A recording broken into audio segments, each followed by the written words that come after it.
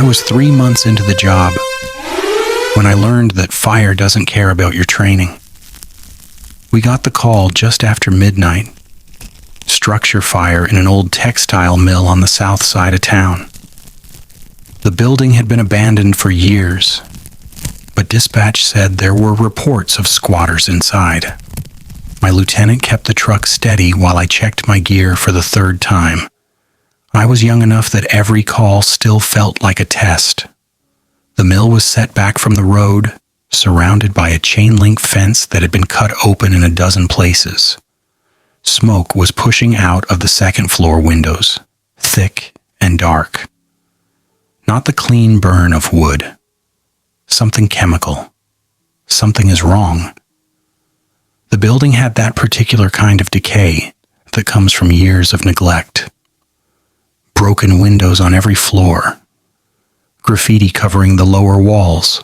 Work at the kind of place where homeless populations cycle through until the weather turns or the police sweep the area. We'd been to buildings like this before. They were always dangerous. Old construction, compromised structural integrity, unknown floor plans. We made entry through the loading dock. The first floor was mostly empty. Concrete floors, stripped metal shelving, graffiti on every surface. The smoke was heavier near the stairwell. My lieutenant signaled for me and another firefighter to take the stairs while the rest of the crew pulled hose. The stairs themselves were steel and concrete. They'd held up better than the rest of the building. We ascended quickly, keeping our profile low, watching for any signs of structural weakness. The second floor was a maze. Whoever had worked there decades ago had divided the space with plywood partitions. Most of them were rotted or kicked through. We could hear the fire now, a low roar coming from somewhere deeper in the building. But we could also hear something else. Footsteps. Not running. Not panicked. Just steady footsteps, moving parallel to us, somewhere on the other side of the partition wall. The sound was distinct even through the noise of the fire. Deliberate, measured. My lieutenant called out, announced we were a fire department, told whoever was there to make themselves known. The footsteps stopped. Then they started again, heading away from us toward the fire. That was unusual. In every rescue situation I'd trained for, people moved away from fire, toward safety, toward voices, toward help. They didn't walk deeper into danger. We followed. Standard procedure. You don't leave anyone in a burning building, even if they're trying to avoid you. The smoke was getting worse. I could feel the heat building. We turned a corner and found a sleeping area. Blankets on the floor. Empty food containers. A propane camping stove. Personal items scattered around. Someone had been living here. Maybe multiple people. But the space was empty now, no people. The footsteps had stopped. My lieutenant made the call to pull back. The fire was spreading faster than we'd anticipated. We could hit it from the outside. Safer that way. We started moving toward the stairs.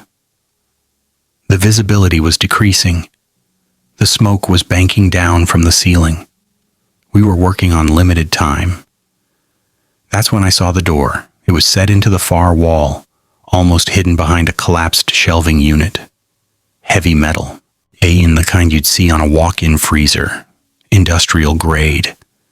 And it was open, just slightly, maybe 6 inches. Through that gap I could see light inside.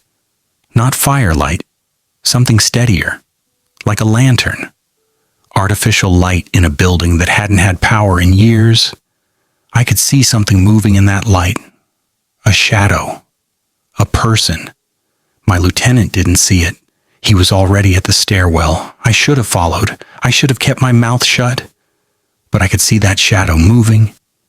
And every part of my training said you don't leave victims behind. I called out. Told my lieutenant there was someone inside. He came back, saw the door. We approached together. The room beyond was small, maybe 10 feet by 10 feet. The walls were covered in photographs, hundreds of them, pinned directly to the concrete.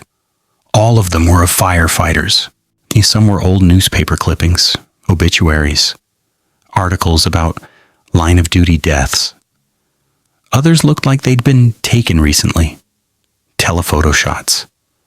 Guys at the station, guys getting off shift, guys with their families, guys who had no idea they were being watched.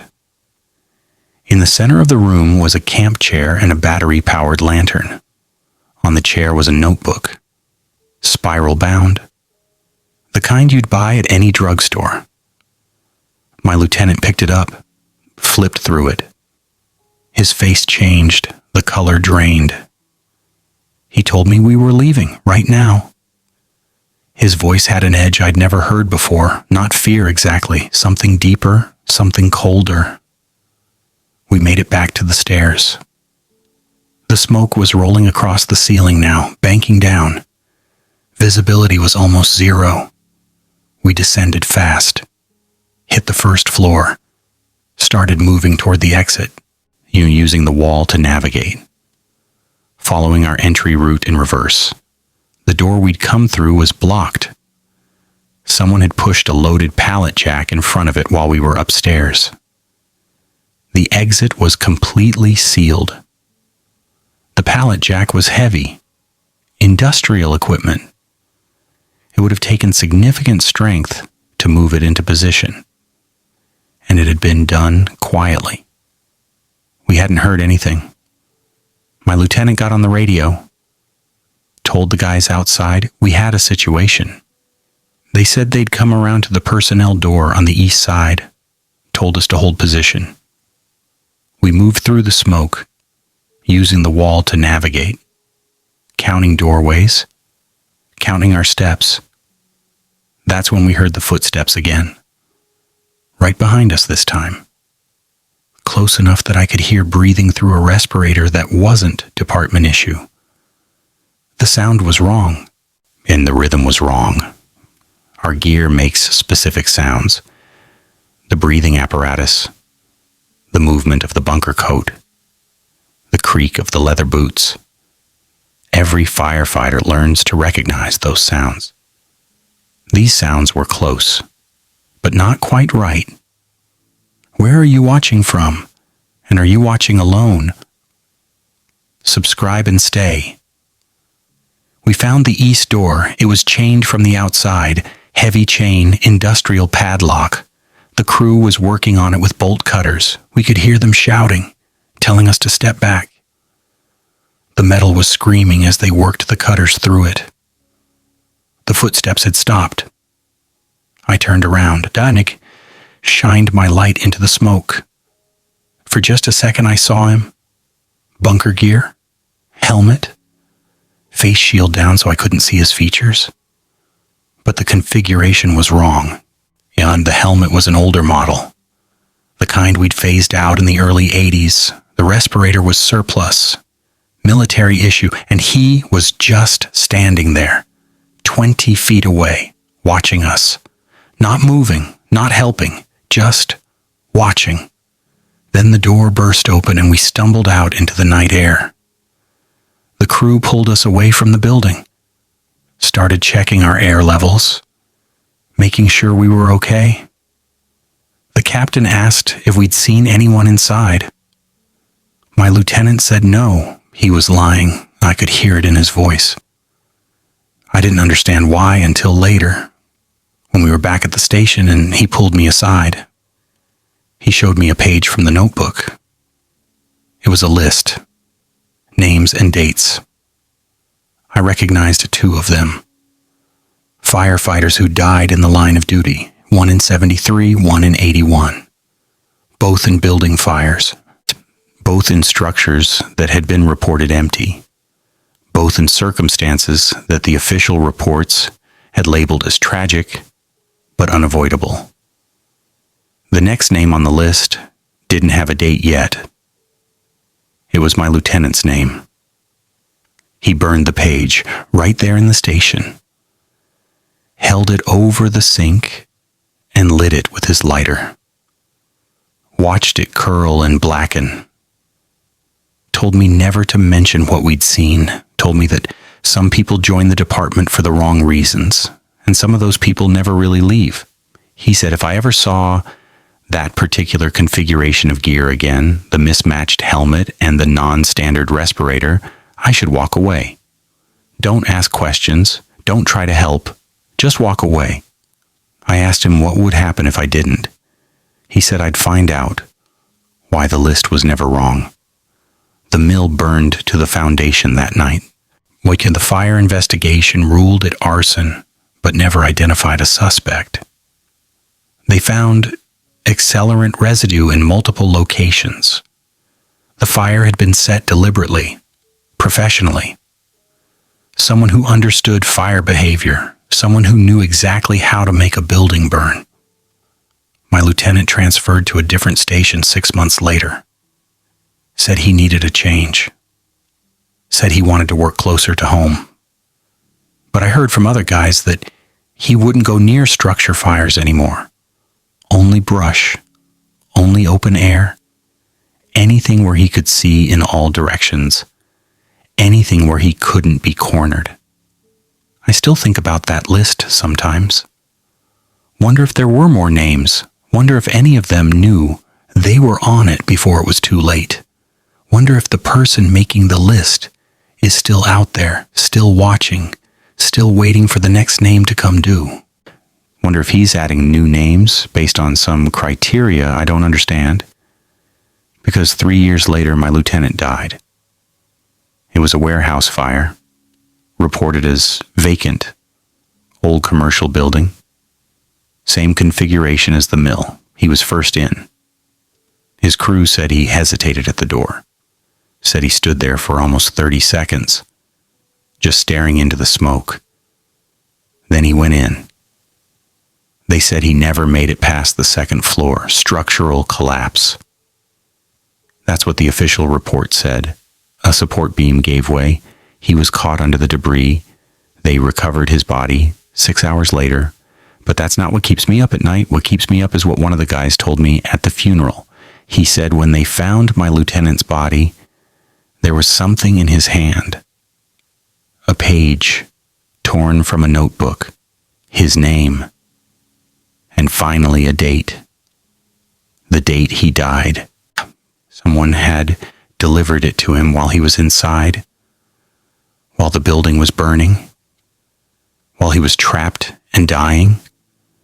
Someone had taken the time to place that page in his hand, had gotten close enough to touch him, had been there in the smoke and the heat and the chaos. I've been in the department for almost 20 years now. I've seen things that would make most people quit. Seen things that made me want to quit. But I've never forgotten that room full of photographs. Never forgotten those footsteps in the smoke. Never forgotten the feeling of being watched by someone who wasn't there to help. And I've never stopped checking over my shoulder during a structure fire, looking for that mismatched gear, that non-standard respirator, that patient shadow that never seems to be in quite the right place. Because I know now what my lieutenant knew.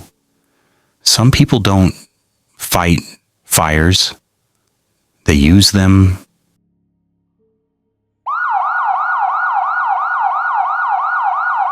I thought I understood fire after that night at the mill, but you never really understand it until it takes something from you personally, and even then you only understand the loss, not the fire itself.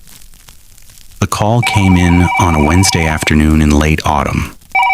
Residential structure. Single-family home. Possible entrapment. The address felt familiar when dispatch read it out, like something I should recognize but couldn't quite place. Something that tugged at memory without fully surfacing. We were on scene in 4 minutes. The house was set back from the street. Older construction, probably built in the 50s. Single-story ranch. Wood siding, composite roof. Smoke was showing from every window on the upper floor, but the front door was standing wide open, and that's always a bad sign. Either someone got out in a hurry, or someone wanted us to come in. Both scenarios present their own dangers. The homeowner was in the front yard. Older man, maybe 60.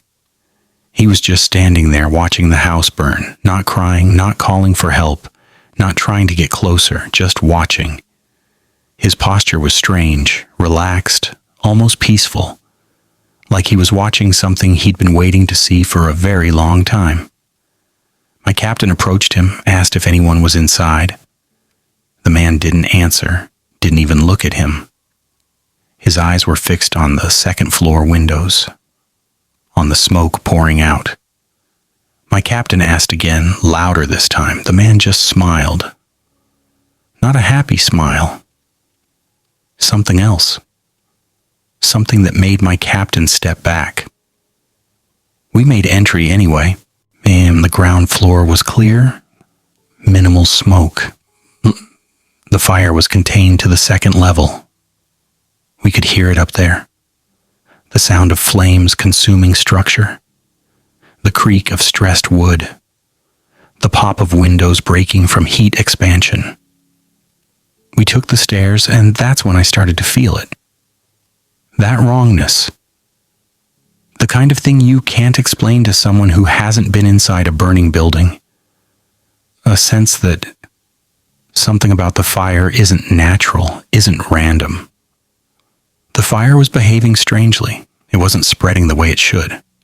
It was contained to one room.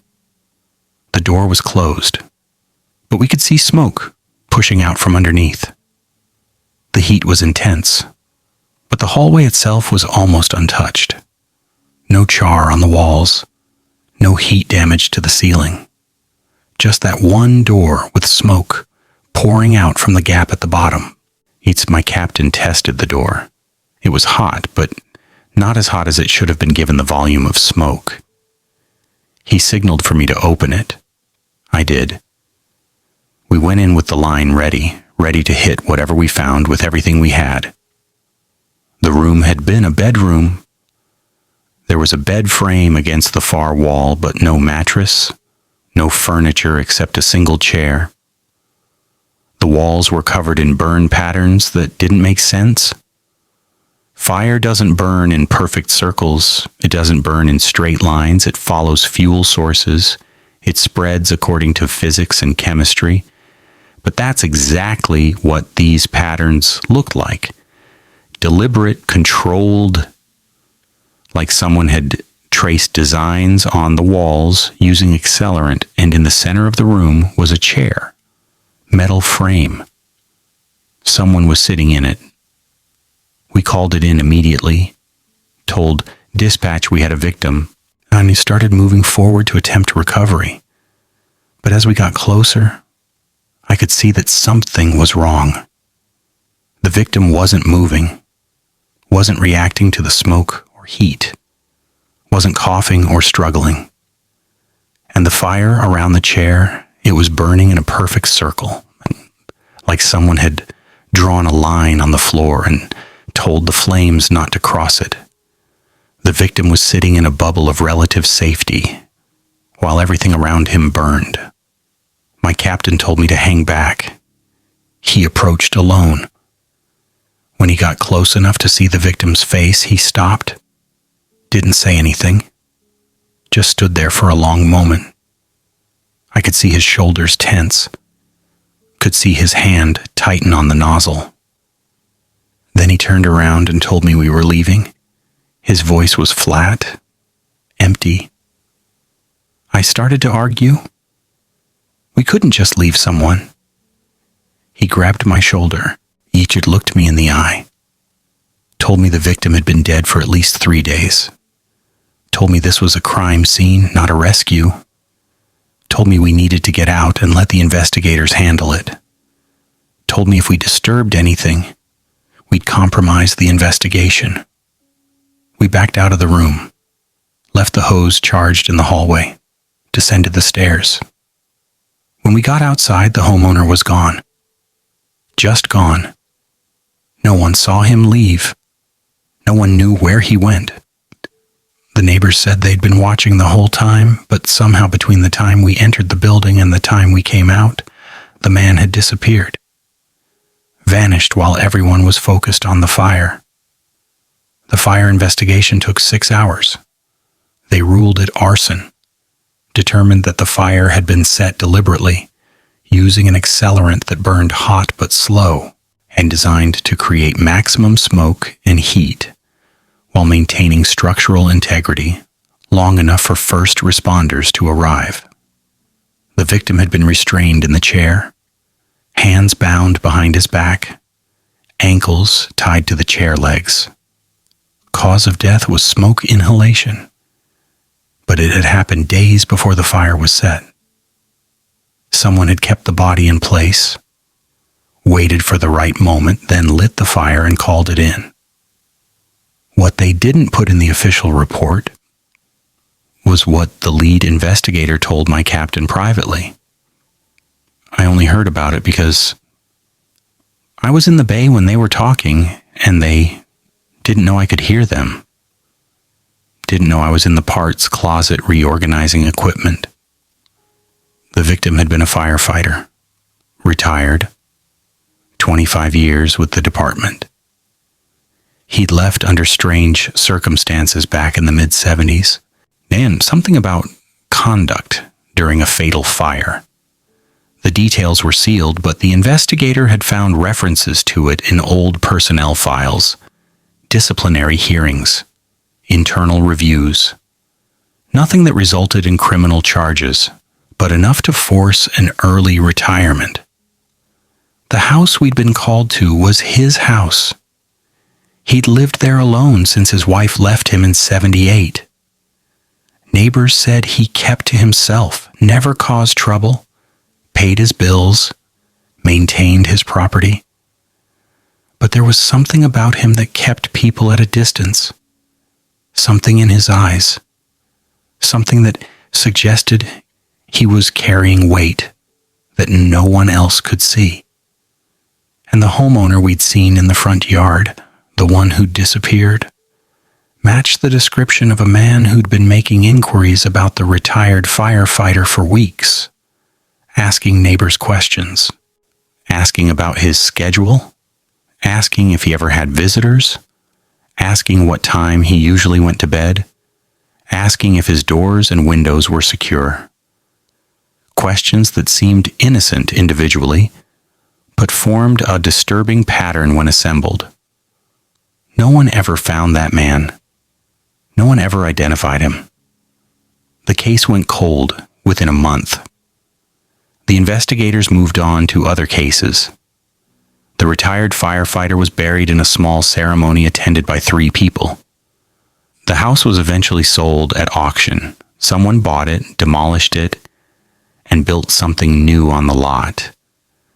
But here's the part that I can't stop thinking about, the part that made me go back through old incident reports on my own time, the part that made me realize this wasn't an isolated event. When the retired firefighter who died in that chair had been the captain on duty the night of a fatal fire in '74. A residential structure. A family of 4. Mother, father, 2 young children. The investigation at the time had raised questions about response time and decision-making, but nothing was ever proven. The captain retired with full benefits. The case was closed. The family was buried and forgotten. The family that died in that fire had a son who wasn't home that night. 17 years old. He'd been at a friend's house. By the time he got home, his entire family was gone. The house was a smoking shell. The bodies were being loaded into the coroner's van, and standing nearby were the firefighters who'd been on scene, the ones who'd made the decisions, the ones who'd chosen when to enter and when to pull back. As I found a newspaper article about the funeral, there was a photo. The son standing alone at the graveside. You couldn't see his face clearly. The photo quality was poor. This was before digital photography, before high resolution. But you could see his hands. He was holding something. It looked like a notebook. Small, spiral bound. The kind you'd buy at any drugstore. I've thought about going to the authorities with what I found, but what would I tell them? What evidence do I have, except a pattern that might not even be real? Except a fear that's growing every day, that someone out there is working through a list. That someone out there has decided which firefighters deserve to burn and which ones get to keep living. I don't know if the man in the front yard was the son from that family. I don't know if he's the same person my lieutenant saw in the mill.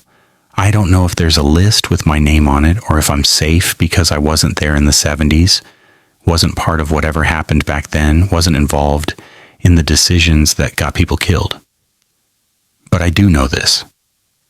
3 weeks after the house fire, I was off duty, getting groceries, and I saw someone watching me from across the parking lot. Bunker gear, helmet, face shield down. He was just standing there next to a car that wasn't running, standing perfectly still in the middle of the afternoon, in full gear, in a grocery store parking lot, not responding to a call, not training, just watching. When I started walking toward him, he got in the car and drove away. Slow, deliberate, like he wasn't in any hurry, like he'd accomplished what he came to do. I tried to get the license plate, but it was covered in mud, intentionally obscured. I reported it to Station Command. They said they'd look into it. Nothing ever came of it. No one else had seen him. No one else could corroborate my story. It became another weird incident that got filed away and forgotten. I haven't seen him since. But sometimes, late at night, I'll get a call on my cell phone from a number I don't recognize.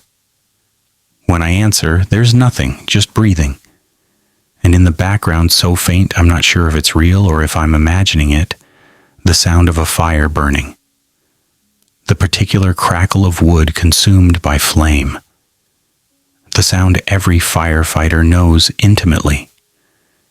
I don't answer those calls anymore. I've thought about changing my number and maybe even leaving the department entirely and starting over somewhere else where no one knows my name or my history or which fires I've been to.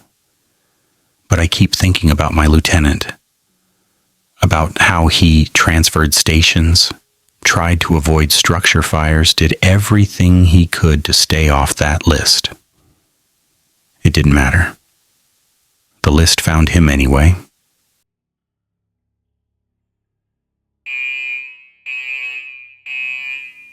The last call I ever want to take came in on a Sunday morning in January, and I knew it was wrong before we even left the station, before the dispatch finished reading the address, before I saw the look on my captain's face. It was a church, old stone building, built in the 1800s. It had survived everything: wars, floods, economic collapse, fires, tornadoes. It had been a landmark in the community for generations. People had been baptized there, married there, buried from there. It was more than a building. It was a monument to persistence. And now it was burning. When we arrived, there were people in the street, parishioners. They'd been inside for early service when the fire started. Most of them had gotten out safely. Families with young children, elderly couples who'd attended this church for 60 years. They were standing on the sidewalk, still holding their hymn books, watching smoke pour from the basement windows. But the pastor was still inside. He'd gone back in to retrieve something from his office, someone important, something irreplaceable. No one had seen him come out. His wife was screaming for us to find him, to bring him back, to save him. We made entry through the main doors. The sanctuary was filling with smoke, but the fire was coming from below, the basement. We found the stairs and descended. The heat was enormous. The kind of heat that makes you question every decision that led you to this moment. The kind of heat that makes you wonder if your gear will hold, if your training will hold, if you will hold. The basement had been converted into a series of small rooms, Sunday school classrooms, storage, a kitchen for church dinners, the pastor's office. The fire was concentrated in the office area. We could see the door. It was closed. Smoke was pouring out from underneath. My captain called out, announced our presence, no response. He tested the door. It was hot, very hot. But it opened. The fire hadn't warped the frame yet. We had time, not much, but some. The pastor was at his desk. He was alive, conscious, but he wasn't trying to escape. He was just sitting there reading something. A book. And his hands were shaking from the heat and the smoke, but he kept reading. Kept turning pages like he had all the time in the world, like he wasn't surrounded by fire. My captain shouted at him to move. The pastor looked up. His face was streaked with ash and sweat. His eyes were red from the smoke. But there was something else in those eyes. Something like relief. Like he'd been waiting for this moment, like the fire was an answer to a question he'd been asking for years. He said something I couldn't hear over the noise of the fire. My captain moved closer, asked him to repeat it, leaned in so he could hear. The pastor said he couldn't leave yet, said he wasn't finished, said he'd been waiting for this for 40 years, said the fire had finally come for him the way it should have come decades ago. My captain grabbed him. Dacian tried to pull him out of the chair. The pastor fought back, started shouting, saying that he deserved this, that they all deserved this, that the fire was supposed to come sooner, that he should have died with the others, that he'd cheated fate and now fate was collecting. We got him out. It took 3 of us. We carried him up the stairs, through the sanctuary out into the cold morning air. The medics took over, tried to treat him for smoke inhalation. He kept trying to go back inside, kept saying there was something he needed to finish, something he needed to complete. They restrained him, put him on a gurney, they sedated him, transported him to the hospital. We went back in to fight the fire. It took 4 hours to bring it under control. The basement was a total loss. Everything down there was destroyed. The sanctuary sustained heavy smoke damage. The beautiful stained glass windows, some of them over 100 years old, were cracked from the heat. The building was structurally sound, but it would take months of restoration before services could resume. During overhaul, we found something in the pastor's office. The book he'd been reading. It had survived the fire almost completely intact. Just some charring around the edges, some smoke staining on the cover. But the pages were readable. The lead investigator bagged it as evidence. I didn't think much of it at the time. I was exhausted, dehydrated. My throat was raw from breathing smoke, ready to go home and sleep for 12 hours, maybe longer. But later that week, I ran into the investigator at a coffee shop downtown. He looked like he hadn't slept since the fire. His eyes were bloodshot. His hands were shaking. He was drinking coffee that had gone cold. He told me the book wasn't a Bible. It was a journal, handwritten. Pages and pages of cramped, urgent handwriting. It dated back to the early 80s. And it was a confession. A detailed, methodical confession of failure and guilt and responsibility. The pastor had been a volunteer firefighter before he entered the seminary. small town department, rural area. He'd been part of a crew that responded to a house fire in '82. A family was trapped inside. The crew had made entry, but the fire had progressed too far. The heat was too intense. The smoke was too thick. They'd had to withdraw. Make the hardest decision a firefighter can make.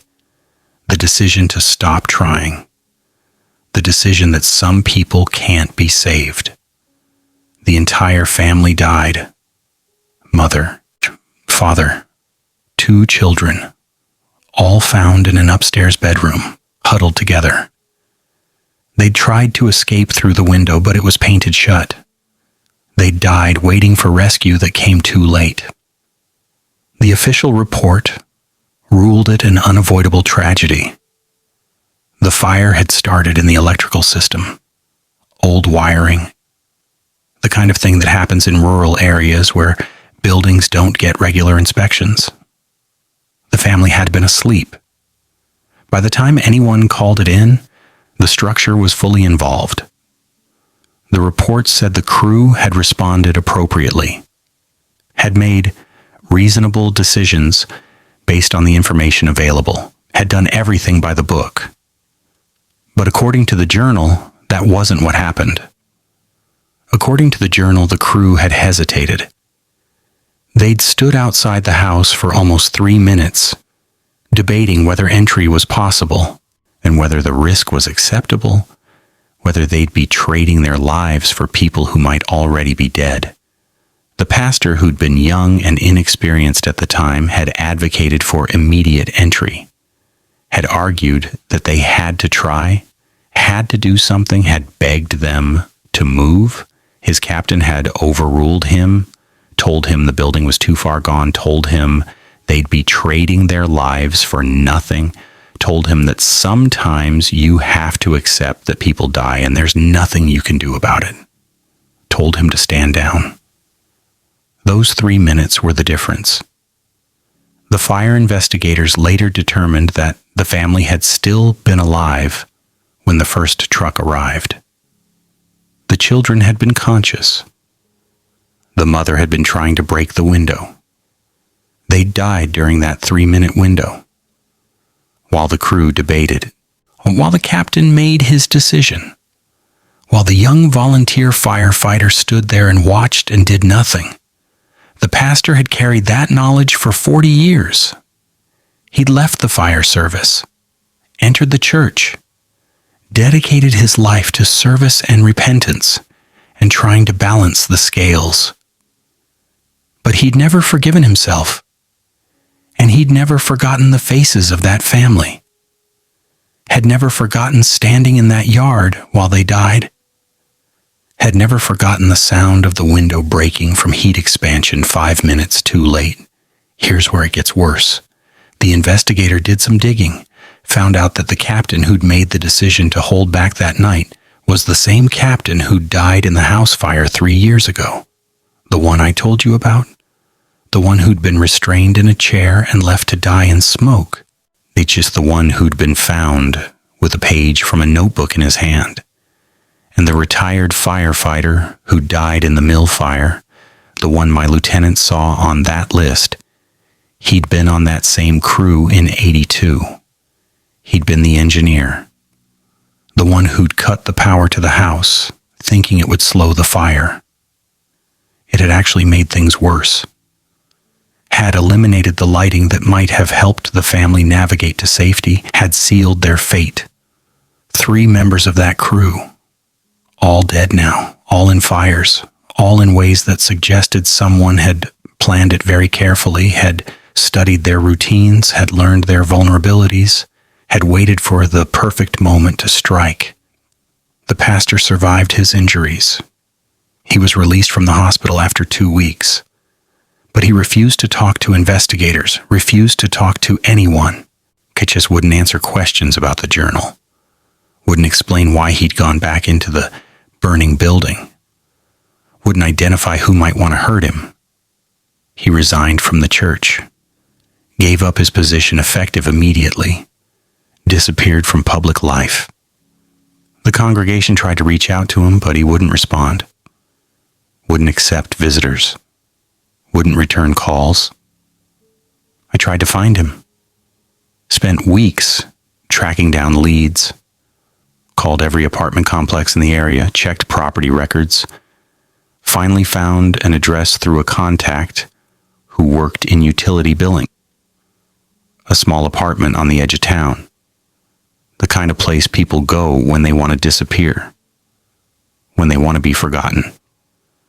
I went there on a Tuesday afternoon, knocked on the door, waited, knocked again. I was about to leave when the door opened. He answered. He looked older than I remembered, thinner, like something had been eating at him from the inside. His skin had a gray cast. His eyes were hollow. He looked like a man who'd stopped sleeping, stopped eating, stopped doing anything except waiting. I told him who I was. Told him I'd been at the church fire. Told him I'd pulled him out of the basement. Asked him if he knew what was happening. Asked him if he knew who was killing the members of that crew from 82. He didn't seem surprised to see me, didn't ask how I'd found him, just stepped aside and invited me inside. Like he'd been expecting this conversation. Like he'd been waiting for someone to finally ask the right questions. His apartment was almost empty. No furniture except a card table and a folding chair. No decorations, nothing personal, no photographs, no books. No television. Just bare walls and a single window that looked out onto a parking lot. The space had the feel of temporary housing, like he was camping in his own apartment, like he didn't plan to stay long. He told me to sit. I did. He remained standing, positioned himself by the window, looking out at the parking lot like he was watching for something, like he was expecting someone. He said he knew exactly who was killing them. Said he'd known for years. Said he'd been waiting for his turn. Said the church fire had been his turn, but I'd ruined it by pulling him out. Said I'd interfered with something that needed to happen. Something that was right. Something that was justice. I asked him who it was. Asked him to give me a name. Something I could take to the police. Something that could stop this. He laughed. It wasn't a happy sound. It was bitter. Broken. The laugh of a man who'd given up on everything except one final truth. He said I already knew. Said I'd seen him. Said everyone who'd been marked had seen him at least once before it happened. A warning, a preview, a chance to understand what was coming. He said the man didn't have a name anymore, didn't have a face, didn't have anything except the list and the patience to work through it. Said he'd become something else, something that existed only to correct what had been left uncorrected. I asked him about the family, the one that died in 82. Asked if the man killing the crew members was connected to them. The pastor went to the window, looked out at the parking lot, was quiet for a long time. Then he started talking. His voice was flat, mechanical, like he was reciting something he'd memorized. Like he said the family had a son. Said the son had been 16, said the son had gotten home just in time to see his mother die. The firefighters had gotten her out finally, but too late. She died on the lawn. Smoke inhalation, cardiac arrest. The son had held her while she died. The pastor had watched it happen, had seen the boy's face, had seen something break inside him, had seen the exact moment when grief turned into something else. Something harder, something that would last forever. He said the son had looked at each of them that night. The crew members had memorized their faces, had studied them like he was filing away information for later use. Then he'd been taken away by social services, put into the system, foster care. The pastor had tried to follow up, tried to check on him, but the boy had disappeared into the machinery of the state. Moved from home to home, bounced through the system, juvenile detention, prison. Somewhere along the way, he'd learned things. Learned how to start fires. Learned how to make them look natural. Learned how to be patient. Learned how to wait. Learned that revenge doesn't have to be immediate to be effective. That sometimes the waiting is part of the punishment. I asked the pastor why he didn't go to the police, why he didn't warn the others, why he let this happen. He said he tried. Said he'd reached out to the captain years ago, told him about his suspicions, showed him articles about fires that seemed connected. The captain had laughed it off, said it was guilt talking, said the fire in '82 was a tragedy, but it wasn't their fault. Said they'd followed procedure. He said they'd made the right call based on the information they had. Said the pastor needed to let it go. Needed to move on. 2 months later, the captain was dead. The pastor said he'd tried to warn the others after that, but by then it was too late. They were already being watched, already marked. He said going to the police would just accelerate the timeline. The son wanted them to know it was coming. Wanted them to live with the fear the way he'd lived with the loss. Wanted them to understand what it felt like to know that death was coming and being powerless to stop it. I asked him how many more were on the list. He turned from the window, looked at me directly for the first time. His eyes were empty, dead, like he was already gone. He said there were 5 crew members that night. 3 were dead. He was the 4th. And there was one more. The driver. The one who'd chosen the route to the scene. The one who'd taken a wrong turn in the dark, on rural roads he didn't know well, and added 90 seconds to their response time. 90 seconds that might have been the difference between life and death. He said the driver had retired in '97, moved to a different state, changed his name, tried to disappear, tried to erase his connection to that night, tried to pretend it never happened. He said it wouldn't matter. Said the son had all the time in the world. Said he'd find the driver eventually. Said running only delayed the inevitable. Said you can't outrun what you deserve. I asked the pastor what he was going to do. If he was just going to wait, if he was going to let it happen. He said waiting was all he had left. They said he deserved whatever was coming. Said they all did. Said the son was right. Said what they'd done that night, standing outside while a family burned, that was worse than murder. That was cowardice. That was choosing their own safety over the lives of children. And cowardice like that doesn't deserve forgiveness. I left his apartment that day and never went back. I tried to find information about the driver, tried to track him down and warn him, but I hit dead ends everywhere. Every record I could find stopped at 97. New social security number, new name, new life. It was like he'd been erased. Like he'd hired professionals to make him disappear. Like he'd known this was coming and had taken steps to avoid it. 3 months later, I heard about a fire in a rural area 6 states away. Retired man living alone in a farmhouse. Died in his sleep when his house burned down around him. The fire started in multiple locations simultaneously. The doors were blocked from the outside. The windows were nailed shut. Arson was suspected but never proven. No suspects, no witnesses. No evidence except a building that had been methodically prepared to burn.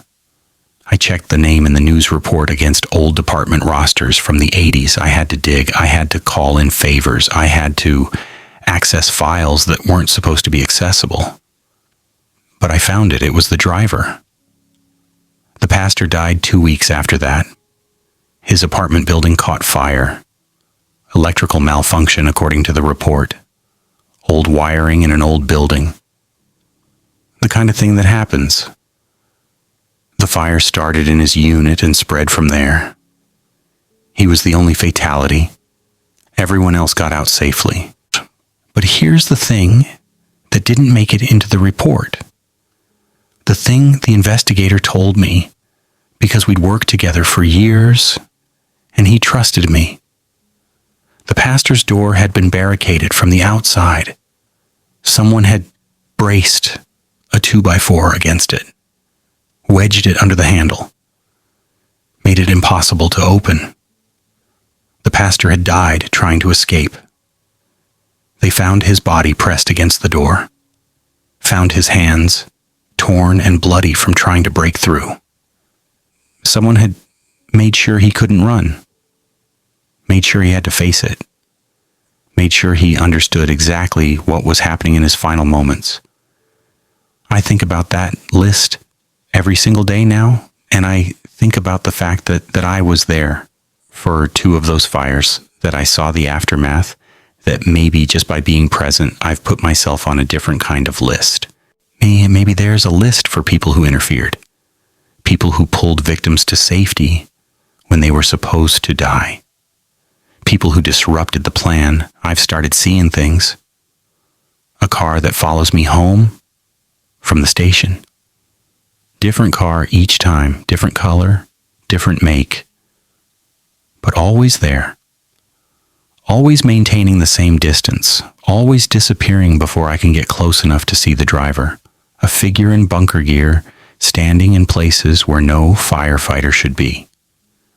Outside my apartment at 3 a.m, in the parking lot at the grocery store, at the gas station when I'm filling up, always at a distance, always watching, always gone before I can approach.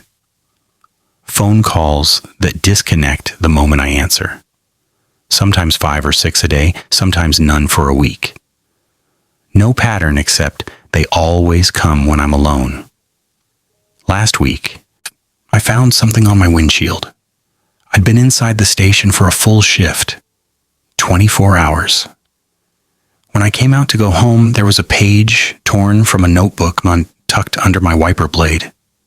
No name, no date, just a single line of text. It said, "You didn't save them, you only delayed it." I don't know what that means. I don't know if it's a threat or a warning or just a reminder that I was there, that I witnessed something I wasn't supposed to, that maybe I've become part of someone's unfinished business. I've thought about leaving, moving somewhere far away, changing my name like the driver did, starting over in a place where no one knows about fires or lists or the people who died in the 80s. But I don't think it matters anymore, because last night I woke up and smelled smoke. Not in my apartment. I checked every room. Checked the hallways. Checked with neighbors. Nothing was burning. But I could smell it. The specific smell of a structure fire. Wood and plastic and the chemical tang of modern materials burning.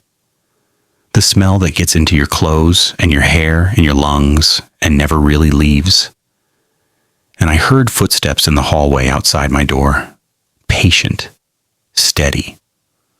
Walking back and forth like someone was measuring the distance, planning the angles, deciding where to start, deciding how to make it burn.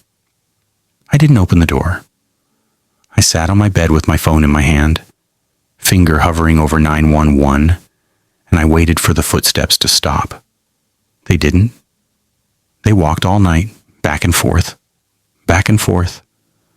never stopping, never slowing, never breaking rhythm. They're still out there now, as I'm telling you this. And I know that when I finish talking, when I stop delaying the inevitable, I'm going to have to open that door and face whatever's been waiting for me.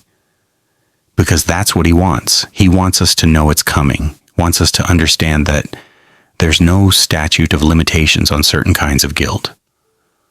Wants us to feel what that 16-year-old boy felt when he held his dying mother and looked into the faces of the men who could have saved her, but chose not to. Men who valued their own lives more than hers.